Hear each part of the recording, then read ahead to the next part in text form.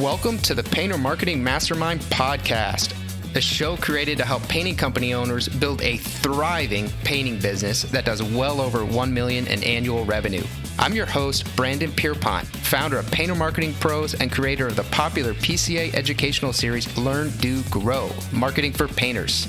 In each episode, I'll be sharing proven tips, strategies, and processes from leading experts in the industry on how they found success in their painting business. We will be interviewing owners of the most successful painting companies in North America and learning from their experiences. In this series titled The Dream Team, Corrie and Chad Leister of Inspired by You will be discussing building a championship team, how they think about specialization versus diversification in their company, and finally, how to move from a supportive role to an effective business partner as a spouse.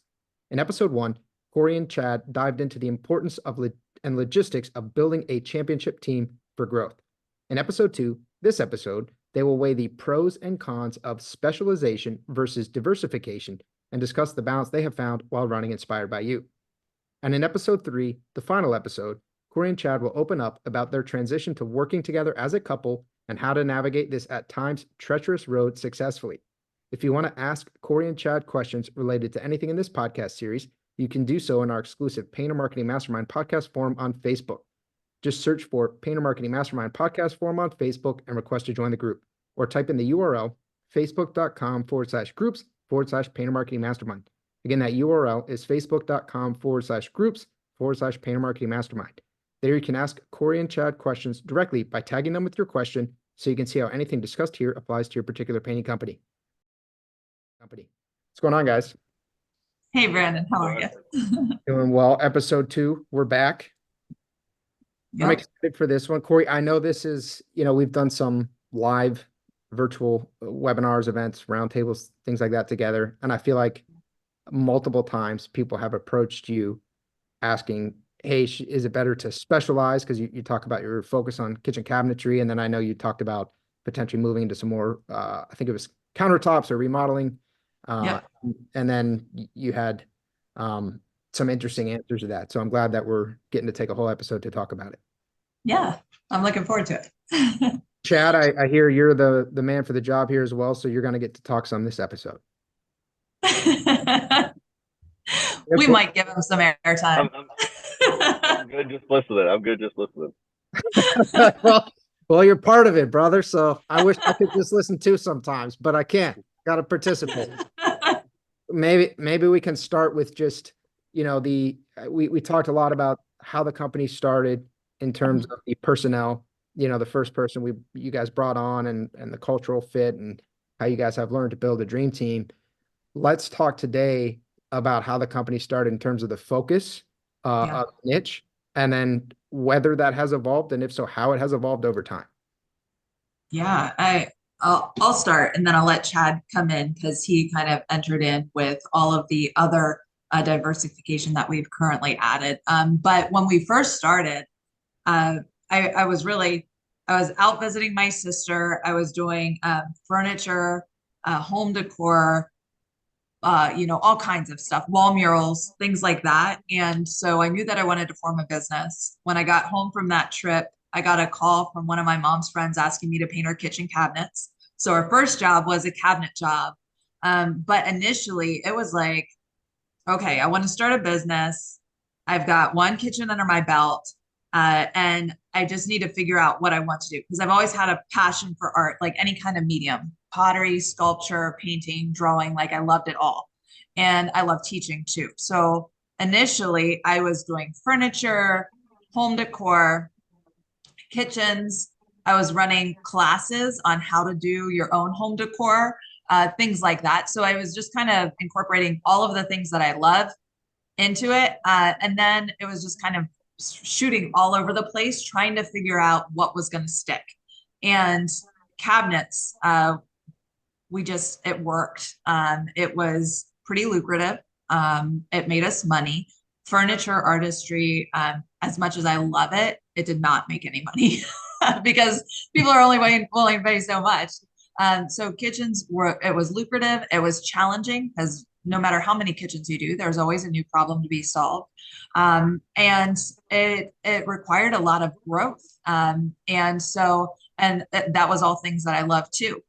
So it was, that constant learning and constant challenging. To this day, we've done hundreds and hundreds of kitchens, and we're constantly learning something new. So to be able to specialize in something like cabinet refinishing, it met all of my desires for growth. And so we just specialized in kitchen cabinets for the past several years. And it wasn't until recently where we've started to add on additional services, because when people go into a kitchen, like what we were finding is people were trying to track down all of these other contractors to get their countertops and backsplash and flooring. Because when they're doing their kitchens, a lot of times they're doing a lot of this other stuff too, interior painting, things like that. And because we specialized, we were missing out on a whole bunch of income that could be, those streams of revenue could be directed back into our business. And so with Chad's help, he kind of took the reins on that. Chad, I'll let you pick up from there, but Chad deals with all of our countertops, backsplash, flooring. He connects with our interior painter. We do new rebuilds. So we still have our niche, which is the cabinet refinishing. But we've added all of these other complementary areas to serve our customers at a greater capacity. Yeah, Chad? I mean, It's time to shine, Chad. Take it away. Yeah, I mean,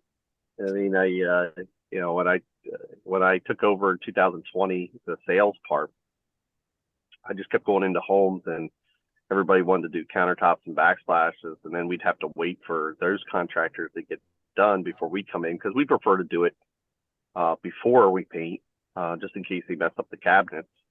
I was like, why ain't we just doing this and taking care of this? We know plumbing people, we know demo people, we know backsplash people.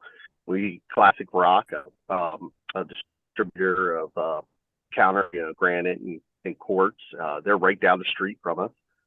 We painted their kitchen, the owner's kitchen. So why don't we partner with all these guys, and then we can control the project. So that's what's happened since then. And it's been great. The countertops, the backsplash, new doors. We partnered with a door company to do new doors on all of our oak kitchens. All of our oak kitchens get new doors. I dabbled into the flooring, but now I just kind of, just refer people out to the flooring, and I know that they'll get it done. Now the interior part is coming on the back end of things now too.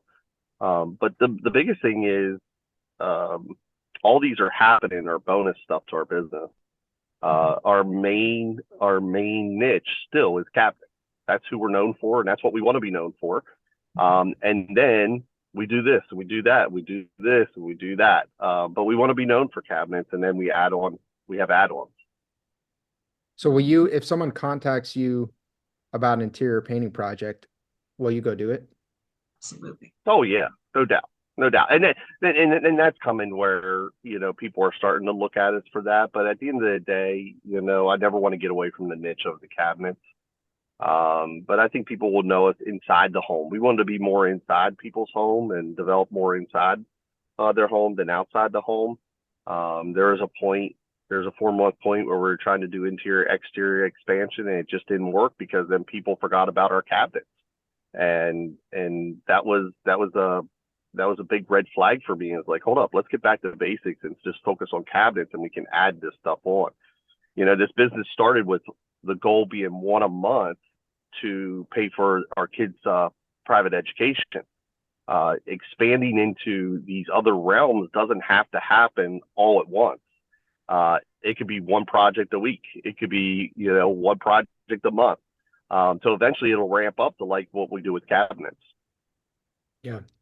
So I guess people look at specialization versus diversification in different ways. I think people generally overly like to diversify. It feels safer. There's more ways to take money. You don't want to give up opportunity, a little bit of a scarcity mindset. But then because this idea, okay, if you only do cabinets, or cabinets your primary focus, well, what about exterior painting projects, right? There's all these exteriors. You guys are missing out on all that money. So how do you know how do you draw the line? Because we could take that even farther. What about the roof? You know, if they're remodeling a house, who knows? They might replace the roof. Why don't you guys open up a roofing and if you're doing roofing, of course, you're going to want to do gutters. So now, so where do you draw the line between, hey, this is going to be a cross sell or an upsell versus, you know what, this is too far? Yeah, I think everybody has their own bandwidth of what they can do. You know, we're in a season of our lives where our kids are very heavily in sports. You know what I mean? And it's even in our like our family and seeing some of our brothers and sister-in-laws, you know what I mean, do different things. Their kids are at different ages. You know, they're not everybody's life is different. You know, some people are running businesses, some people have kids that are high active in sports. You know, it just depends what you can do with your bandwidth. To me, Corrie's really good at cabinets and her team's really good at cabinets, and that's the foundation. And then we'll add on what we can. It's like bonus. We project what we're going to do in the company off the cabinets, and everything else is bonus. And then we're going to get pretty good. Everything Corrie and I have ever done, we wanted to be excellent at, and we wanted to be great at. So we already know interior is going to be great, like the cabinets. We already know countertops and backsplashes are going to be great, just like the cabinets. But the foundation is still going to be cabinets. So Corrie, And that's just preference.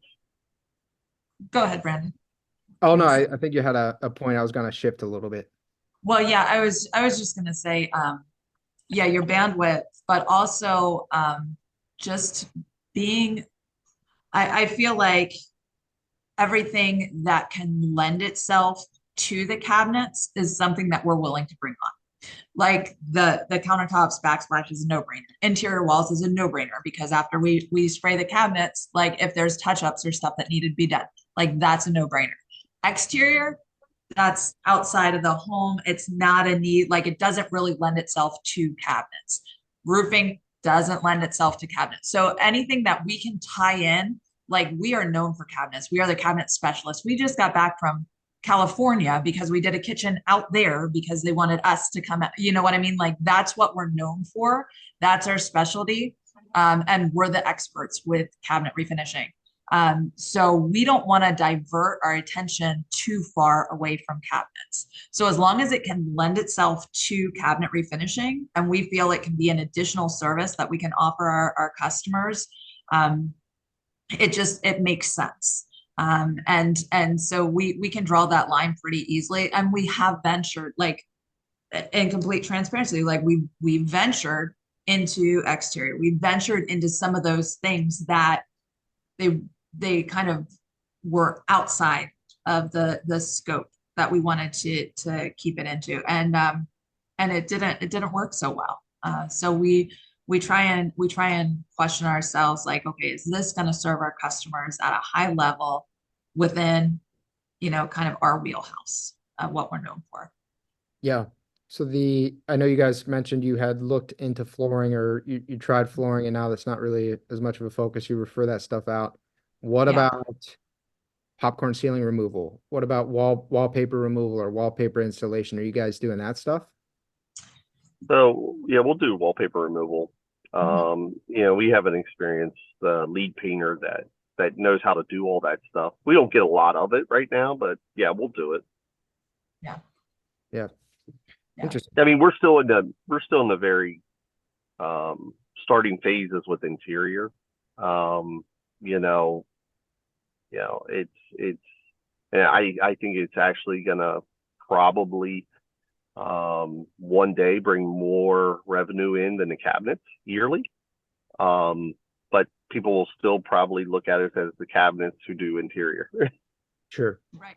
Yeah. Right. And stuff like popcorn ceiling removal, again, it's going to lend itself to cabinet refinishing because it is so much easier to mask a kitchen with a clean, smooth ceiling than it is to mask a popcorn ceiling kitchen. So if we're able to deliver that service, we go in and like we'll add new builds to, like we have a guy that we work with who can go in and manufacture a new island for them or add crown or extend the cabinets up to the ceiling. So like that kind of stuff too.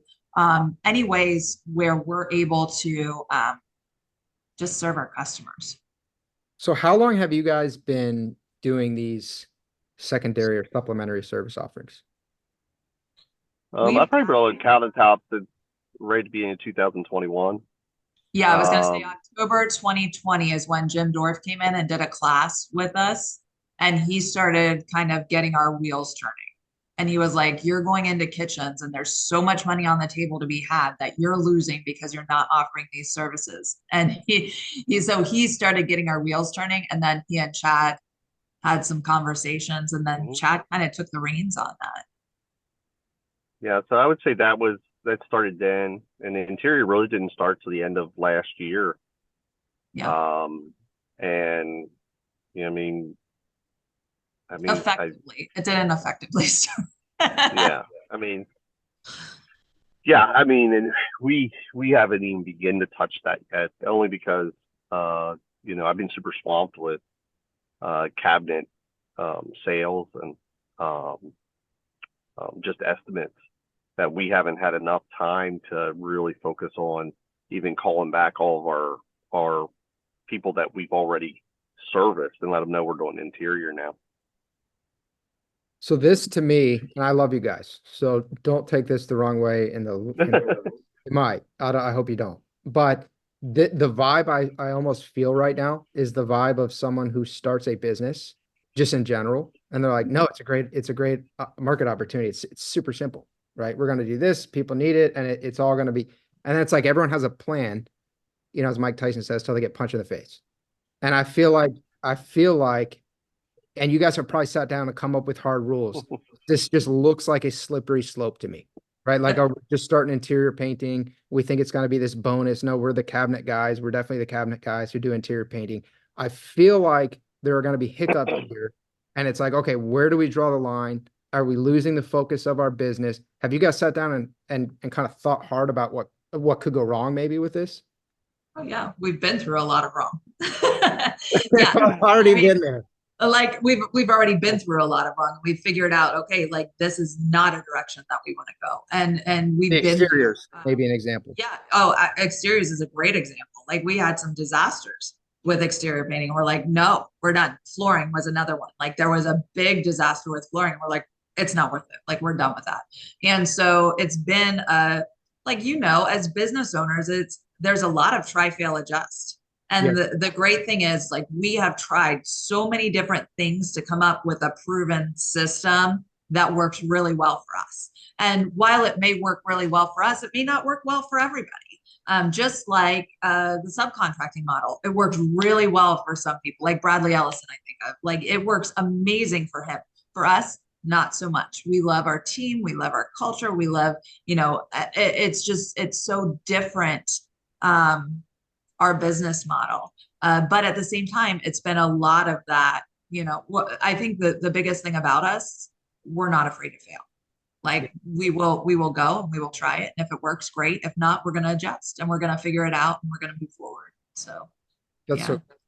the we're not afraid to fail mantra and try, fail, adjust. I think that's, Yeah.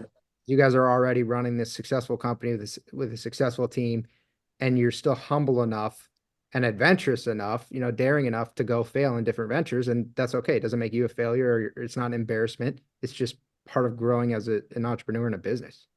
Right. I think people are afraid to do that. Oh, no question. Say this, and Yeah. if they go try it and they fail, well, there's a sense of shame there, but that's entrepreneurship. It's all try, fail, and adjust. Well, I think when you have that growth mindset, like if I fail, I'll just find another way. Like Sure. it's a winning mentality. It's like you can't lose unless you stop trying.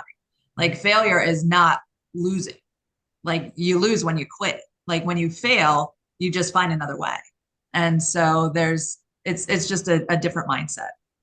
Yeah, there was a mantra that I repeated over and over when I was early on and things were pretty difficult. I would say the only way I fail is if I quit, and I will not quit. And I would Yeah. just say it over and over every single day. And Yeah. and if you don't quit, it's inevitable that you'll succeed. You have to really just be beyond help, which I've never met anyone in this space, or really anyone, period, who's that far beyond help. If you just Yeah. apply yourself, the right actions every day over an extended period of time, and you refuse to lay down and die, you will succeed. It's hard, but it's not that hard. Yeah. It's not winning an Olympic gold medal. Just don't give up. Yeah. No question. So Corey, are you still doing the painting, or are you still involved with that? So I wasn't. I was actually moving into a project manager role. Like that was the goal here. But we've recently had somebody leave. So yes, I'm stepping back into a little bit of the painting. It's 2 days a week, and it's not. I mean, I can definitely do it and get results, and like it's not a factor. But we're moving in that direction. Absolutely. We're looking to just find the right people for every position. And coming into this year, it was like, oh man, we're finally at a place where we've got everybody in the right positions, moving forward, functioning really well. And then, you run into hiccups and you adjust and you make it work, and you continue to move forward. But yeah, I still am in some of the production right now, temporarily, but that we're definitely moving in the direction where we won't have to be doing as much of the physical labor. I would love to just work more with the customers. I love that aspect of it, Is and, there, and help alleviate Chad too, with some of the burden that he carries. Because if he was set free to just sell, it'd be lights out. But right now, because he is dealing with a lot of the relationships with all of the contractors and stuff, if I could alleviate some of that pressure off of him, that would be ideal. yeah, is there any piece of you, because you're passionate about the people, you're passionate about the culture, but you're also passionate about the art. Is there any piece of you that is sad giving up that production? You know, no. I um, like art, but I don't like it that much. no. I like it. I'm not sad about giving it up, because then I can do it because I want to do it and because I love to do it, not because I have to do it. That makes sense. So I'm not sad about giving it up at all, because I have people that I can trust to get the job done at the highest level. It was really cool. Today we do evaluations with our team quarterly, and I do two on Fridays, and I just had two this morning. And one of our teammates, just the way that our team functions, it's pretty incredible. But Kalila was in here and she was just saying how she loves our team and the way that we want to perform for each other. We truly care about one another. And she said, for instance, she remembers being on site one day with Christine, and Christine says, I need to make sure that this is perfect because a spray crew is coming on behind me tomorrow. And I want to make sure that they don't have to fix any of my mistakes. Right. And it's like that kind of, like we want to do well for each other. And it's just a really, really cool environment. It's pretty neat. That's very cool. So the way you said, I want to do it because I want to do it, right? Not because I have to do it, reminds me of that book, E-Myth Revisited by Michael Gerber. It talks about the bakery, I think, that of baking. And so she opened this bakery. And if you haven't read the book, read it, E-Myth Revisited. And didn't end up really liking baking so much after a little while there. So she got her business in order. Yeah, because it puts pressure on you to perform. It's a different feeling. But it also, I mean, there's something to be said about that too. Like when your back is up against the wall and you have to get a job done, like there's something to be said about manning up and getting that done too. But at the same time, like being able to do that work harder part to get to the work smarter part, and to be able to just alleviate some of that pressure is pretty awesome. Yeah, 100%. And I think it's interesting because I think a lot of entrepreneurs do work hard. We don't choose this road because it's easy, because Lord knows it's not easy. So that big inflection point of like, okay, you're a workhorse, you're a jack of all trades, you can do all these things and make it all work and fit it together and work harder and longer. At some point, you probably want to start working smarter, or else you're just going to burn yourself out. You're never really going to create a sellable asset.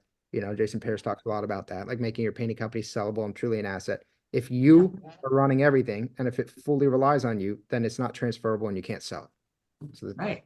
Well, and I think some people just have that badge of busy. They take pride in they're important. Work. Yeah. And I think that it's just a different mindset to get to another level. I'd love to be on a beach somewhere, like the Corona commercial, drinking a Corona, and also be important. That would be cool. Have to be busy to be important. Yep. I feel that. That would last for about 2 days with me till I was bored out of my mind. So let's go into for the people listening, obviously for you guys, you're passionate about cabinets. Corey, you started there. You take pride in your work. So everything you do, you're going to make sure you're exceptional at it. You're not going to use subcontract. You have a better ability to control the quality of your work, but you're also passionate about the culture and the people and impacting people's lives. And that's harder, obviously, to do in a subcontractor model. For people who are listening to this, and maybe it's not cabinets, maybe they're thinking about just doing interior versus exterior, maybe just thinking exterior. How should they think about specialization versus diversification? Mm, yeah. Chad, do you want to go first? I'll let you go first. It's time to shine, Chad. Well, I've always believed being your local expert. I mean, be the expert at what you do. And I think, what I believe in, you can't be all things for all people. You can't be the expert in everything. Find something, find a niche, and be an expert at it. Be the local expert at it. Be the people that are always going to come to you locally. Yeah, I mean, it's like that. Less choices, more sales. Yeah, I mean, that's just been my mindset for a long time. You give so many choices. Sometimes you don't get any of the sale because you're not the expert. So I'd say, man, be the expert. Are you the expert? Corey's the expert in this area. The reason why we brought on a marketing team was because we wanted people to not even Google anymore. We were going to be in their face all the time locally. And if you want your cabinets done, you're going to call that local girl. I mean, you're not going to think about it. She's the expert locally. So that would be my advice. Yeah, and I piggyback on that and just say, what's going to differentiate yourself from the masses?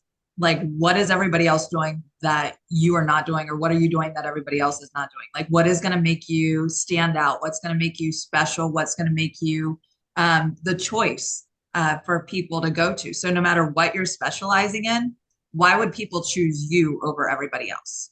For us, people choose Inspired by You because they want quality. They choose Inspired by You because we're women don't. I mean, like that's something that's a differentiating factor.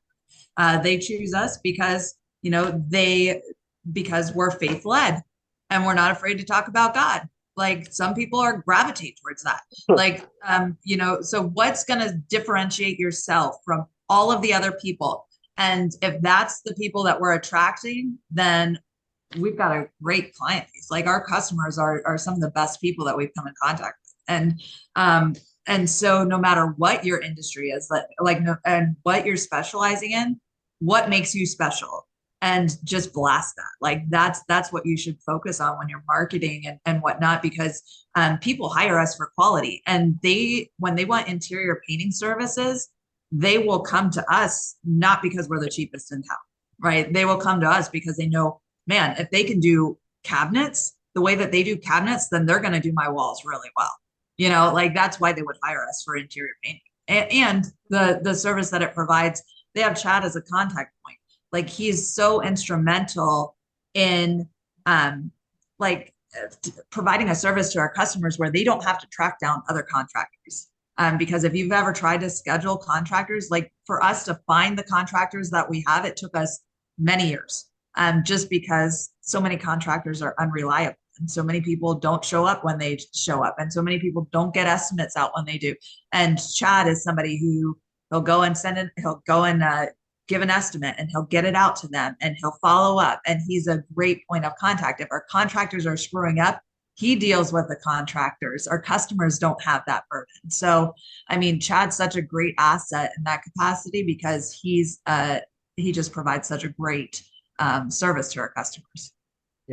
Yeah, and I'll piggyback one more thing off that separator. Be a separator, like Corey said.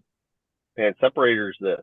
Within 24 hours, can you get back with the person who wants an appointment within 24 hours, or do you let them go and go and go? I just heard this yesterday. Somebody's been trying to call people for months, and I ended up referring two other guys for like other things that he needed done construction wise and stuff. And he was so excited, and I already know I'm going to nail the job of the whole house interior and the cabinets because I went out of my way to help him when he was getting no help and no callbacks. So many contractors are falling short because they're not calling people back. and then they don't get the jobs. You could easily separate yourself by calling somebody within 24 hours and book an appointment, or having a great CRM system like Drip Jobs and be really professional. How people are like, man, our Drip Jobs is so professional. We just know you're different. And I will also say this: I'm a copier, but I'm a copier in watching people who are successful and who have good fruit on the tree. But I don't want to copy exactly what they do because I want to make it my own. I see nowadays in this local market, people copy Corrie all the time, and it's so funny. But they almost are advertising for us because it looks like us, and it comes right back to us. And be a fruit finder, but then make it your own. Sure. So we obviously believe in that, right? Painter marketing pros, we specialize in and working with painters. I'm confident, very confident we're the best in the industry at doing it, right? Because with marketing for painters, there's a unique way that you need to do it that we've mastered. Cabinet requires a higher level of skill, requires a different infrastructure than maybe exterior or interior painting would require. Exterior painting is probably the easiest to sub out, if you will, right? There's less of a customer experience or potential issues that would go on there. But one of the things that I see that people do, or questions that people will ask me about specialization versus diversification, to me, it seems like they don't get it. So they kind of think, hey, we should choose something because then we could say that we chose this thing. And that's a little bit like what you guys are saying with the hey, be known for something or differentiate yourself in some way, right? So there's the aspect of differentiate yourself just by looking different. And then there's the aspect of differentiate yourself by actually being better, right? And you guys are better with the cabinets. We're better with the marketing. But then there are people who say, hey, what if I just do interior or if I just do exterior? And they're approaching it not from this, am I going to go in and provide the quality, lead with the quality that Corrie, you were talking about, that then's going to say, oh my gosh, if they did this with the cabinets, I can't imagine what they're going to do with the walls. But they just want to say, hey, we just do interior or we just do exterior. What are can somebody start like that? And then maybe they figure out the quality over time, or they figure out that in and of itself is not enough, or they just want to focus on the exterior and call themselves the exterior experts. How would you guys walk someone through that who's saying, I think I'll sell better if I niche down, but maybe they're not thinking about it the same way you're thinking about it. Yeah. Can I start there, Corrie? Yeah, you go. Corrie? Yeah. Listen, I think you just got to go, and you figure it out in your journey, and enjoy the journey, enjoy the process of it. I mean, everything Corrie and I have ever done, it started small and ended up big. Everything. And why I say that is because we built something very significant in a multi-level marketing business. But I remember when it was small. I remember what we did when we were small. And I can't believe what happened to it when it went big. And then when we started over again with something else, I bought a bread business, a bread route business. Started small, ended up big. Corrie started out of the garage, started small. She had no idea it would be where it is today. You just have to go and get started and enjoy the journey and figure it out along the way. I don't think Corrie ever said, I'm going to be the cabinet expert. I think it just happened in the journey. And I think people need to just enjoy the journey. I think people get stuck by not, and I'll say this to me, even some other ideas I have in life is I get stuck thinking about it rather than just doing it. And I think they just need to do it. Nike, just do it. Just do it. Just do it. Yeah, I think everything starts small. Everything starts small. Yeah, and again, it's just not being afraid to fail and accentuating what, again, like even if quality isn't your thing just yet because you're just starting out or whatever, what makes you different? Like, okay, so when I was starting, I would put pictures of my kids up there, like let people get to know me. Like I'm a woman. I love my kids. I love my family. I love my faith. Like what makes you different? Why would people want to buy from you as opposed to Joe Schmo down the road? And I just think of like somebody like Curtis Tankersley with Just Add Paint. He's right down the road from us. He has a great interior, like a residential painting business. And that his crew has fun. like they love music, you know that they have fun together, they, you know that their clients love them. Like when I think like, you know, about a company just by what they're posting on social media, and you can kind of get a feel for what they're like. And that should be a goal, is to just, you have a mix of that professional posting, like where you're doing before and afters, and you have a mix of that purposeful posting where you're adding value to people, but you also want to have that personal touch, like what makes you different. So again, like if you're just starting out, like why would I want to buy from you? And why would I want to use your service as opposed to somebody else down the road?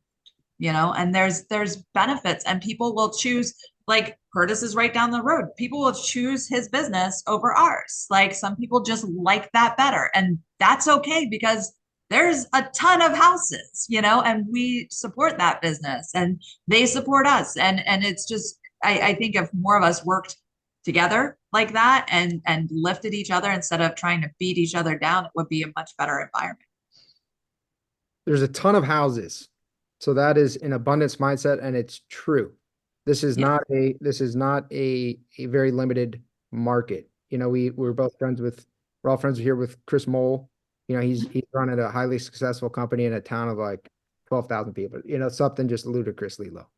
Right. So the odds are that wherever you're located, you have a lot of market opportunity. And we'll have people come in sometimes, have a strategy session with us, and they'll be at like a million population or 500,000 population, and they're like $1 million company, and they think it's time to diversify. They need to diversify because they've tapped out their market. Do math that Jason Paris walks through, you know, calculate your number of Sherwin stores, how much paint sold per year, how much of that goes toward, you know, residential repaints. And you do this math, you end up figuring out that you own a very, very small percentage of that market. So if you're diversifying because you think you've tapped out your market, I would encourage you to not look at it that way. I would encourage you to look at it more how Corrie and Chad are looking at this. Like, hey, this is money that's basically being left on the table. You've established this trust. When you go in and you do a cabinet repaint, refinish, there's typically going to be, you know, a countertop installation, or there's often going to be interior painting to follow. You're already in the home. The cost of sale is basically zero. They already trust you. You can make a healthy profit margin on it because they've seen your quality and they trust you and they're ready to work with you. So you're just leaving money on the table by not offering it. Yeah. That's different from, hey, I think it'll be easier. This object's shinier. This guy down the street's making more money, so let me go do that. That's probably not the right reason to diversify. Yeah. Yeah, And I mean, eventually the cabinet profit at a yearly will be less than all the extras. yeah. I mean, it really will be. Yeah. It really will be. And we'll never do more than 2 cabinets a week. We have a plan to someday do to search out woman owned businesses and do all sales and marketing for them right from our office, and help build their businesses and keep their calendars filled. Yeah, and I think Chad had touched on this earlier, but just not being afraid to be who you are. Some people kind of skew their perception on social media and I remember being at a PCA conference one time, and somebody came up to me and they're like, "How do you do it?" And I was like, "How do I do what?" I'm like, "How do you like put up this front every day, and you know, just with your posts and stuff, like how do you get your team to smile?" And I'm like, "What do you mean?" I'm like, "We're always like that's who we are." I'm like, It's you by can't. threat of death. Look happy or die. Yeah, it's just, it's so crazy, because you don't be afraid to be who you are. Like people will not use our business because we are faith led. Some people just don't like that. Some people will not use our business because we have a team of women. Like, who cares? Like, they're not our customer. Like, don't be afraid to be who you are, because you'll attract the right people for your business. And again, there's so many other houses and people and customers that they can go to somebody else. And so Yeah. I think so many people think that they have to put on this front, or this they have to do the right thing, and post the, you know, just all the perfect stuff. You don't. Like, sometimes some of the posts that I think will get no traction are the ones that get the most. It's wild to me. And I don't think people should chase other people's businesses either. I Right. think that's a big hiccup in people's businesses. they hear people who, let me just say, they hear numbers. I don't want to say successful, not successful. They hear numbers and they hear big numbers. Hey, we did this many million this year. And we've always been the mindset, listen, what does our family need? And do we have a profitable business and not a job? And that's the goal, whether it's 1 million or if it's 3 million or if it's 5 million or if it's 10 million. And I think people sometimes they chase those numbers and like, well, I'm not successful if I don't do this many million. I disagree with that. I think you're successful for what you need for your family. Yeah. Even if that's like 500,000, like, I mean, it doesn't even have to be a million. Like I think some people beat themselves up tremendously if they're not chasing the Joneses. Sure. Yep. Yeah, sure. And it's unfortunate. And I think it kind of happens because you look to these companies that have scale, right? They've achieved some level of, I guess, revenue success, whether or not they're profitable or not. Because we know that if they're at, 100,000, they're in the field, they're doing the work. And maybe they don't, maybe they want to be doing that. Maybe they don't want to be doing that. Right. So we kind of put out this, hey, these are the bigger companies. These are the companies that have scaled and gotten to here, and here's what they've done. But how do you convey that information while maintaining the frame of mind? Like, hey, just because they're at, like you said, 5 million or 10 million or 3 million, doesn't mean that you're not successful if you're not at that. It's the idea of, look at your life, map out your expenses, map out what you want, kind of your why. Why are you doing this? What does your life look like? Ramit Sethi, I think is how you pronounce his last name. He's a should not have been following him for some time, but he has a show that came out recently on Netflix called Your Rich Life. And he's basically talking about everyone's rich life looks different.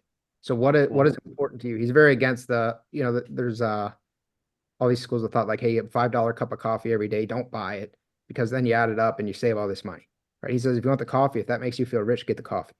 And so it's, what are your priorities? Don't cut back mercilessly, relentlessly on the things that don't bring you value, because you shouldn't just waste money there, and then spend what other people might view as exorbitant or stupid on the things that you do value, right? And go spend on those things. So I think the same can be applied to your business. If $1 million, if someone else has a company at 1 million or 500,000, and they feel like they're not successful because they want to be at 5 million, but you have a business there and you are successful because you're meeting your needs, you're home on the weekends, you're working 9 to 5, or whatever it is that you want to do, and you're bringing home the amount of money you need to live. This is all about carving your journey and your destination. We're entrepreneurs. No one has to tell you what you want. If you want that, then go apply for a position at Walmart. You're running your own business. Question. And I think the point you guys too made about you kind of tag teamed at different times throughout this episode is don't be all things to all people, and that will inherently repel people. So there are people who will not do business with you because of the way that you act, or because of your values, or because it just isn't a fit for them. But not only does that basically make sure that the people you're working with are good, it's actually going to make your experience and your projects run more smoothly. It's probably going to make you have less customer issues. It's probably going to make you have a higher percentage of positive reviews out of your projects because you're starting off on the right foot. Yeah. What's your guys' process for trying to get reviews? Go ahead, Chad. No, I mean, I don't think it was very good. And so I listen, I think we did a horrible job up until just September. Yeah.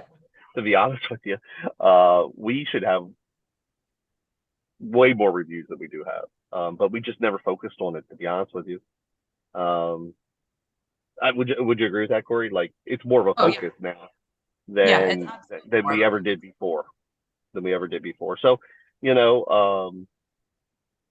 like I said, with trip jobs, I mean, automatically when they get their final receipt for their invoice, we already hit them with a review and ask them for a review, and it is I mean, I bet you we got more in the last 5 months than we have in years. You know what I mean? Absolutely. Yep. And it was just a simple tweak, you know what I mean, of asking for it. rather than just automatically thinking they were going to do it. Yeah. That goes back to what you were saying, Chad, just with the communication, leveraging a CRM like Drip Jobs, but building that Yep. efficiency and that technology into your company can be a game changer. Yeah. And just making it user friendly. Like before we would ask for reviews, but like just making it as easy as possible for your customers. I think that that's been a game changer too. Yeah. Because they get a link and all they have to do is click on it, fill it out, and it's done. Yeah. You know, so yes, keep it simple.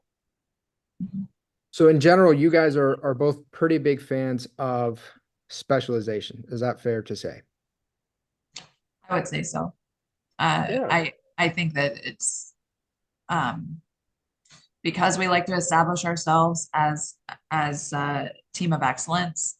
Like I think that it would be hard to be excellent in multiple areas, you know, and so it's I would encourage it, like become an expert at a specific thing, and then you can add in things that would be complementary. But I think that it's worked really well for us. So let's push this a step further, because you had said, you know, that some companies will use subcontractors, and for you guys, that might not be the right fit.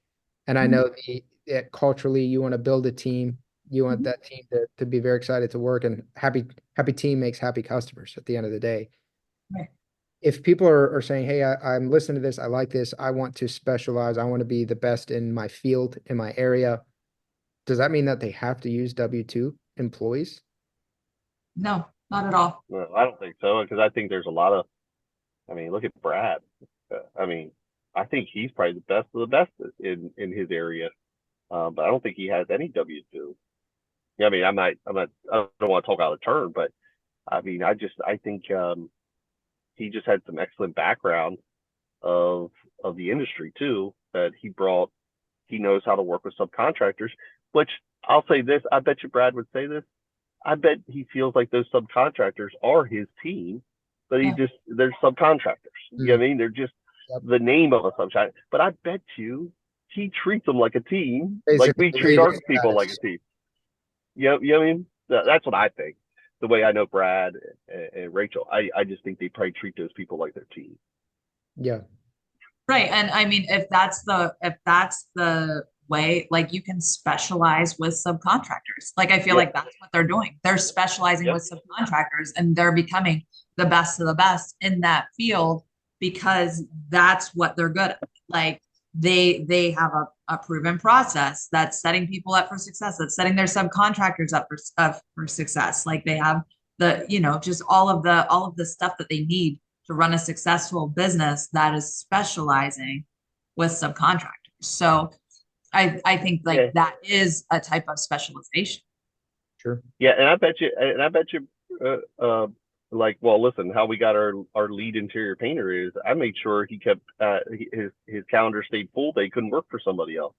Yeah. And now you know that's what I did. You know, so now he wants to work for us full time. He wants to come on board rather than being a subcontractor. Yeah. So I bet you Brad does that too. Like if you were a painter and you don't have to go looking for work, I bet you're like, I'll do anything for you, buddy. Like, hey Brad, call me. You know? Sure. Yeah, I love it, man. And the subcontractor route, you kind of get to, I guess, work with a lot of talent. And so you can figure out the crews that are just phenomenal, and you can make sure those crews are kept as busy as humanly possible so that they really become loyal and kind of like employees, I guess, of your company. Yep. Yeah. That's been the challenge, is just finding those people that, like with our interior painter, because we're known for quality, we have to be like, our interior painter has to be on point. Yeah. Like he has to be incredibly attention to detail. He has to deliver the quality that our customers expect, because they are paying for quality. They're not paying for like a general interior paint job. And so to sift through and to, again, learn from failure, and to find the right people, that's been the challenge. But now that we've found one, he's been incredible. And he's in line with everything that we do. Like he wants to train other painters how to get the results that he's getting. So That's just kind of how we operate here. So it makes sense for him to become like a W-2 with us and join our team and grow in that realm.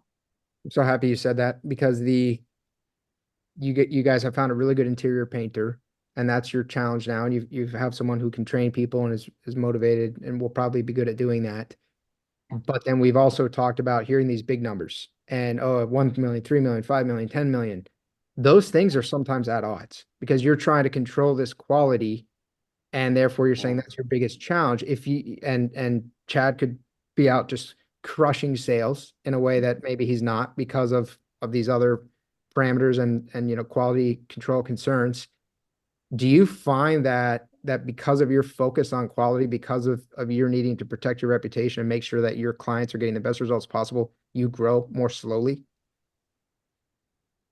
I would say that's been a bit of an inhibiting factor. I mean, Chad, despite all, like Chad still, I shudder to think what he could do if he was not held back by He's a all of this machine. other stuff, because he is like, he's sound like just our January numbers. I think he said he was on track to sell 2.2 million this year, and just like all of that stuff by himself. And generally a sales guy, a good sales guy will generate like 1.5 million a year.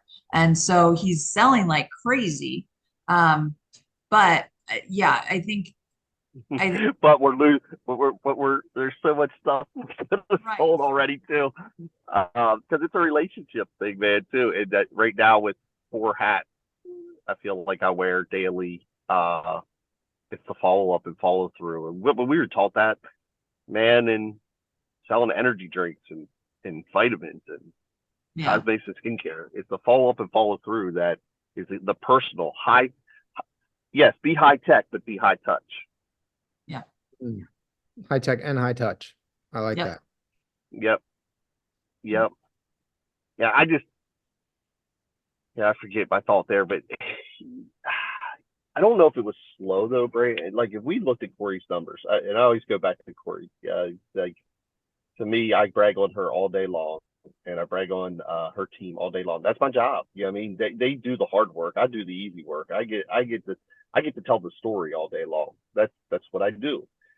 But what Corrie has done from her garage to now, I don't know if it's slow growth. You see, I mean, that's a perspective too. Like, I don't think she grew slow. I think people, if they really dug into looking at how it started to where it is now, they'd be like, holy heck, how did that happen? Because it blows my mind where she has come since that garage. It blows my mind. Yeah.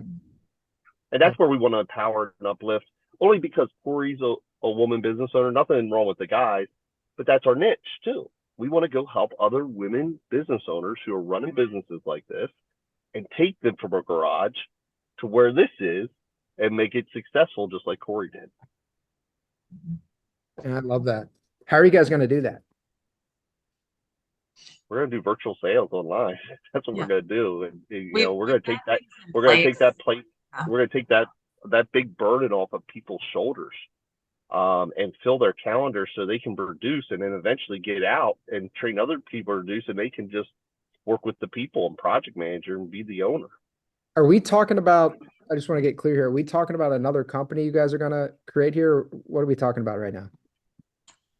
We're talking about building offices right there where Corrie's sitting, and we'll have, so many salespeople sitting in there doing estimates in different areas across the United States, right virtually online through personal connection through Zoom or Google Meetup with video, and doing their estimate. We can do estimates back to back to back and not even have to drive, and just do it virtually with them.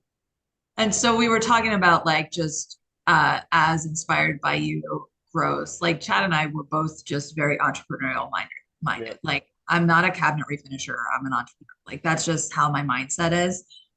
So as we grow and scale, like we've developed some great systems and processes with cabinet refinishing here. Like there's no doubt, like what we've got, it's pretty special and it's pretty awesome. But how can we grow and scale without adding to the burden of our employees, and what are some other ways that we could grow?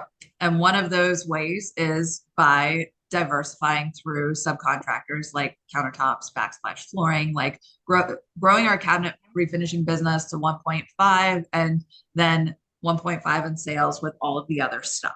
Like that's an easy way to scale because we're keeping where we're at with cabinet refinishing, but we're diversifying there. What's another way that we can grow and scale? Well, we can duplicate what we've done here at Inspired by You. Like not franchise specifically, but we can create a model where other people, we can train and we can develop other businesses across the nation because through social media, I've developed a network across the nation. We can train other business models, other businesses, and then we can all, we can develop where we can use our sales model and we can go and sell for all of these other Inspired by Yous all across the nation. And so it would be just a way that we can empower other women across the country. It would be a way that we can alleviate that sales, the demand of selling and generating business.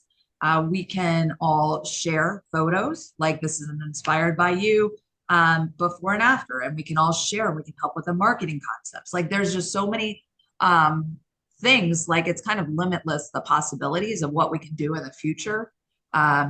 And so we're just, it's in like the beginning phases of it. And we've been talking through a lot of the logistics and how we're going to do this and when we're going to be doing this, but it's already developing. And so I think so many people with that scarce mindset, they're constantly asking me like, why do you share everything? How do you share everything? Like you're constantly sharing like your process and your system and your SOPs. And why do you share all of this stuff? And I'm like, well, if you are doing what I'm doing today, then you're already a step behind my business because we're so far ahead.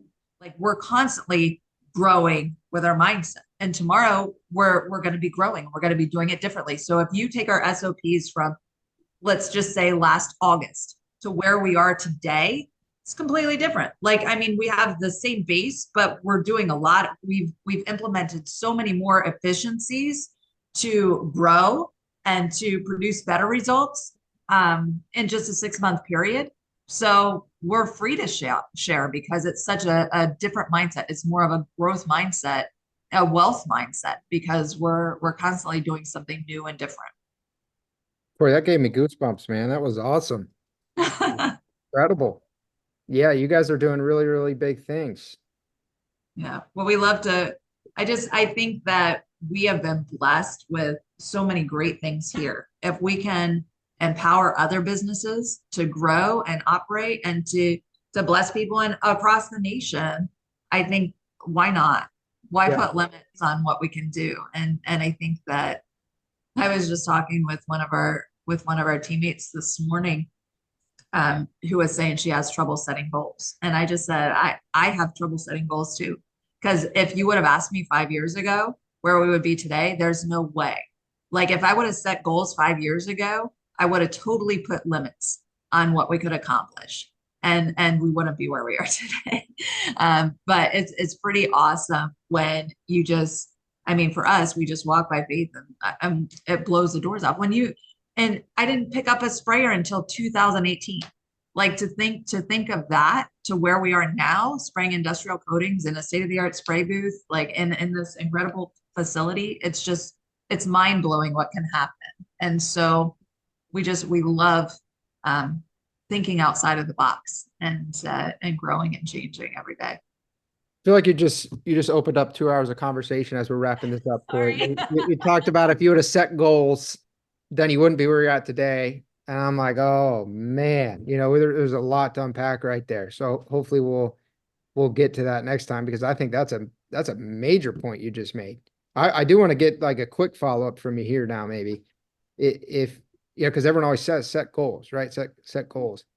I have kind of done more what you do. Like, hey, I'm gonna work as hard and chase opportunities and try to do the best I can and see what happens and not kind of put limits or exactly what needs to happen. But that's contrarian to the advice we always receive. Yeah, I know. I think that I definitely think differently than a lot of people because everybody is like, where are you going to be at this time? And I'm like, no, I can't because I think for us, being faith-led, for me, I feel like it's putting limits on what God can do.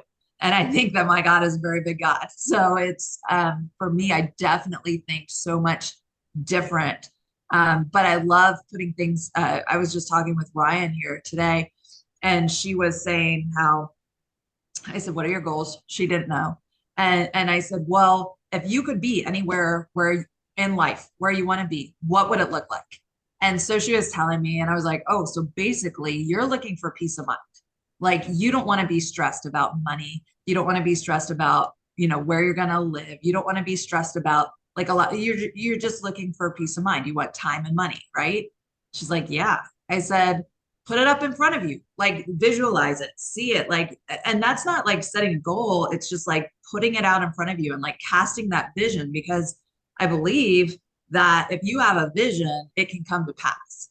And so you attract what you believe. And so I said, just put it up in front of you, write it on your mirror with the dry erase marker, peace of mind, put it everywhere, because that's going to help you. You are in life where you are because of the choices that you've made.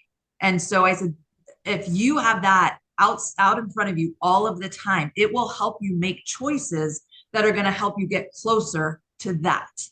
And so I think that there's just something to be said about having that vision, but also believing so big and not having goals per se. I mean, I think that goals are great, but I believe like if you make the right choices and if you're constantly striving for excellence, everything you want in life you're not gonna have to worry about a thing.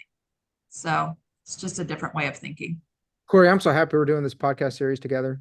Me too. I feel like I'm really, I'm getting to see a side of you that I hadn't seen as. Yeah. I like it. Here, I thought we're on the marketing committee together, and I thought you were a little more tame or docile. You're a lion. You're a beast. I love it. I know you got to pray for Really Chad. are. He has to deal with me. I love it. I would always joke you're flipping the tables. You probably are actually flipping the tables. You're laughing like I would never do that. As soon as that Zoom camera's off, 10 tables are flipped. Now I know. Now I know. I can get very passionate about things I believe in. Good. Guys, this has been incredible. Is there anything else you want to touch base on regarding diversification versus specialization, or anything else we talked about today before we wrap up this episode? No, I think I'm good. Chad, do you have anything to add? I'm good. I appreciate you guys. Chad, I know we ran over a couple minutes. You got a bubbly personality and a beautiful smile, so I know that you're going to make the sale regardless. That's great. Appreciate you, Brandon. Guys. All right, we'll see ya. Bye. If you want to learn more about the topics we discussed in this podcast and how you can use them to grow your painting business, visit paintermarketingpros.com/podcast for free training, as well as the ability to schedule a personalized strategy session for your painting company. Again, that URL is paintermarketingpros.com/podcast. Hey there, painting company owners. If you enjoyed today's episode, make sure you go ahead and hit that subscribe button. Give us your feedback. Let us know how we did. And also, if you're interested in taking your painting business to the next level, make sure you visit the Painter Marketing Pros website at paintermarketingpros.com to learn more about our services. You can also reach out to me directly by emailing me at brandon@paintermarketingpros.com, and I can give you personalized advice on growing your painting business. Until next time, keep growing.